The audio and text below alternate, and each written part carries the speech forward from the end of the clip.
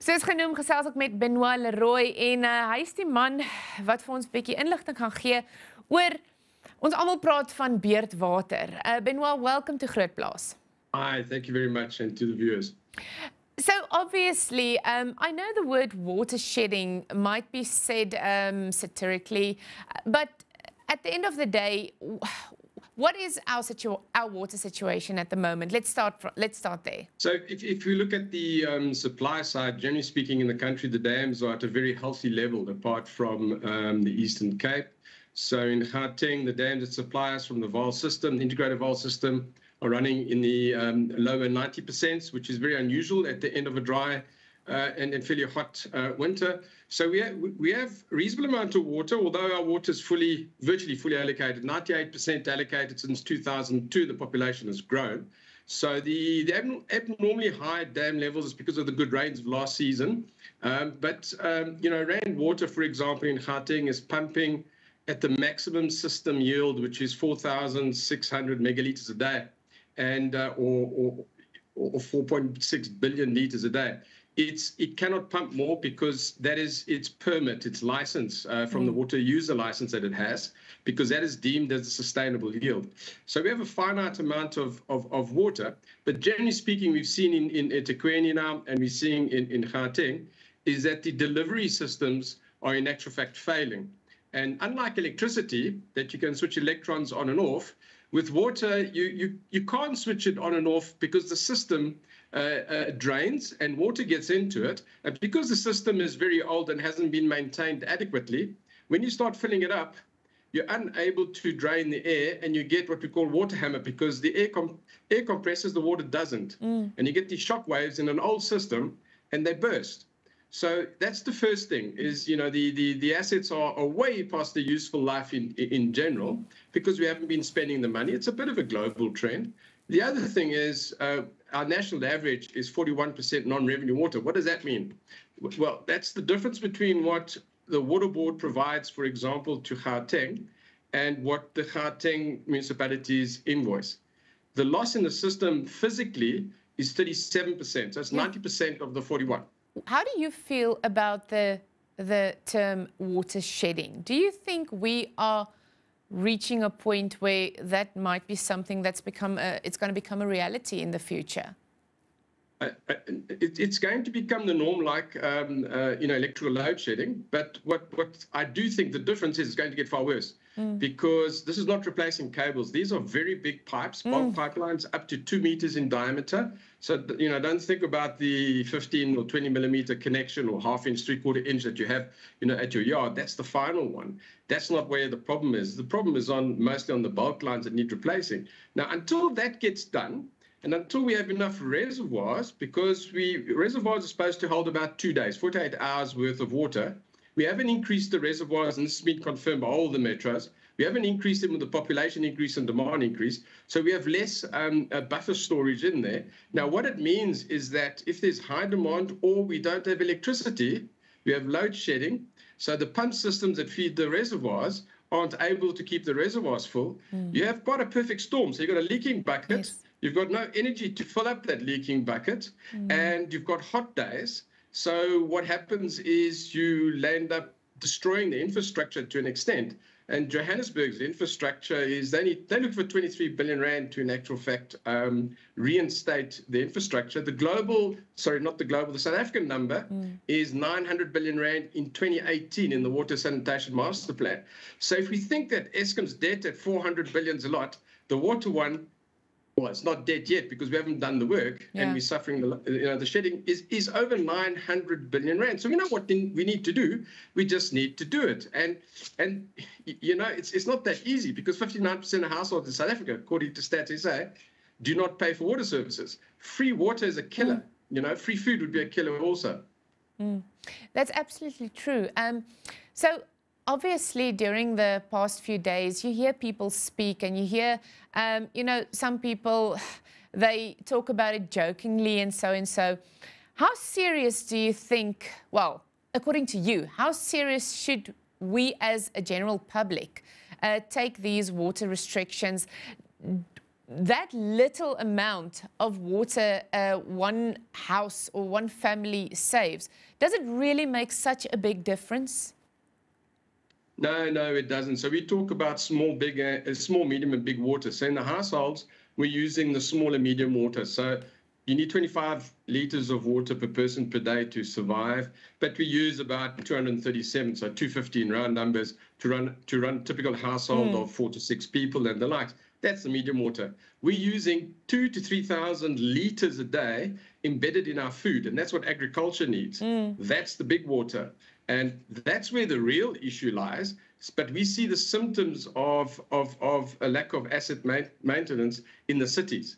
But it's not, the consumer is not really the issue. It's the non-revenue water, so the physical leaks. So there's two big demands in our system. One is more than 50% of our water evaporates from our dams because of high temperatures and climate change induced.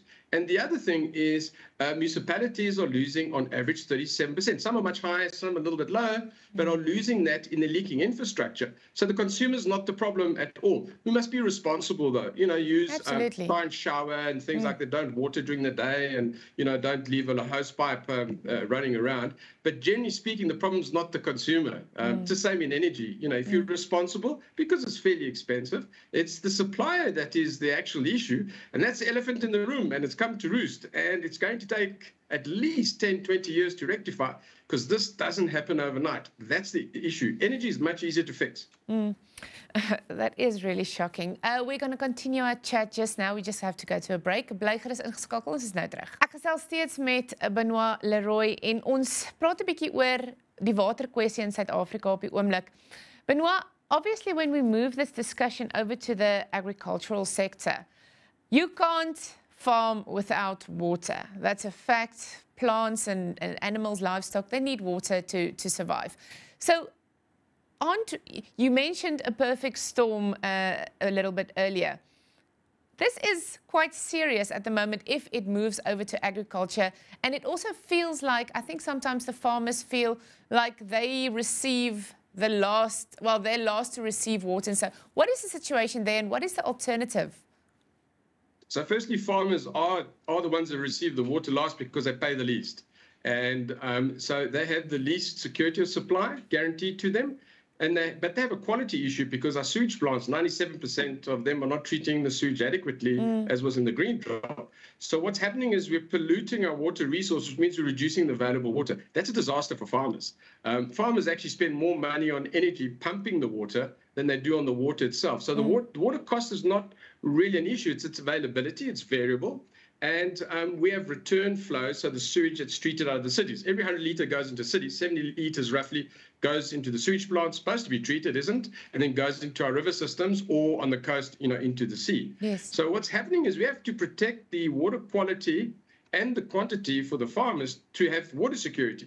The reality is we don't have enough water for a bigger population, so it is finite. So what we have, and also we have less water available from dams and the likes because we're heating up at twice the rate of the global average due to climate change, which means evaporation is the biggest demand. It's our biggest single demand. Over 80% of our water is evaporated. So, and by the way, it does grow on trees because transpiration, just so that we do understand water, not money, water does grow on trees. Yes. But so we have these natural losses in the water cycle, and farmers, yes, they need to have water. We need food security, but now we're impacting on it not only from a climate change, but from a water quality perspective because of the non-compliant sewage work. So if you look at, be it food security, urban security, factories, mines, and the likes, our infrastructure has not been kept up to pace over the last 3 decades. And it is now starting to fail, as we've seen in Eskom. And these are slow onset disasters. The difference with water, there's no substitute. With energy, there is. We've got gas, we've got candles, we've got coal-fired, we've got nuclear, we've got renewables through wind and solar and the likes. We have a lot of options. It's quite complicated. With water, it's H2O, and that's what it is. Some of it's polluted, some of it has salt in it, but it's H2O. Yes. So we have to preserve it because we're hitting a perfect storm now. And, the water, waste, food, and energy nexus They are all interdependent. We need water for everything, we need energy for everything, and we need food also to survive. And unreal that our food isn't for free, but our water is for free for 59% of us. And there's not enough money in the system to, in actual fact, lubricate it. And water is a fundamental economic enabler or disabler. And we're going to start seeing it now that investment and manufacturing will carry on declining because of water and energy security issues. And the big companies in the world are really looking at water before they look at energy, because energy, as I said earlier, there are various options. So when we focus on the SDGs and we focus sustainability and the likes, water is the most important thing. Before you talk about labor or energy, it's the most difficult thing, and South Africa is constrained. So yes, we do have a real issue, and that's why we established the Water Chamber, to try and collaborate and support government and to get private sector participation so that we can turn the problem around, because it's a real problem. And the challenge is how we actually turn it around, because there's a multitude of technology. I simply can't end the conversation here. So I need what can I do? What can we do to turn this around? If you can sum that up for me so that we can walk away and just know, okay, this is our plan. What's your opinion on that regard? Two things. One is we need to be responsible consumers of water, be it from a personal perspective, business, or agricultural perspective. So we need to be responsible. And then the second thing is we need to become active citizens. Without active citizenry, democracy doesn't work, and things like energy, roads, logistics, and water infrastructure go into disrepair. So we need to be more active citizens, and Minister Mchunu has been very clear at the Department of Water Sanitation, hold us accountable. The challenge is there. We need to hold government accountable to make sure money goes to the right places. And from our perspective in the chamber, it's water, and it needs to go into water, wastewater, and the likes. And it needs to be done equitably. We are not investing enough, and it's the biggest asset in any town. So Joburg's got 120 billion plus of assets in water and wastewater. It's much more than energy. Okay, so but both are important. So we need to keep water top of our agenda, hold government account, and use water in a responsible manner. One final thought from your side.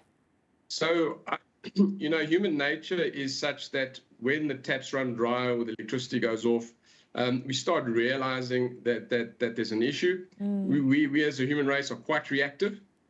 And, the chickens have come home to roost. And I think it's time to react, and to react in a manner that is constructive, so that, the private sector, active citizenry, and government can work together to turn around not just the energy issues, but also the water issues and our impending food security issues. Climate change is making things a lot more stochastic or inconsistent and difficult to predict. So what we need to do is we need to be smart, to be robust, to weather the coming storm. And this from a water perspective is quite a challenge. But I think we're up to it. We've done it before. We established a mining economy with no water in Gauteng. We imported it from all over the place with interbasin transfers. So South Africans are well known for water innovation. So I think we can do it. We just have to make it a priority. Benoit, thank you so much, and thanks for the inspiration. We are doing it. Have a good day. Thank you, you too, and goodbye to the listeners and viewers. Dankie dat jy ingeskakel het. Nou weet jy, en ek hoop jy vat iets sal uit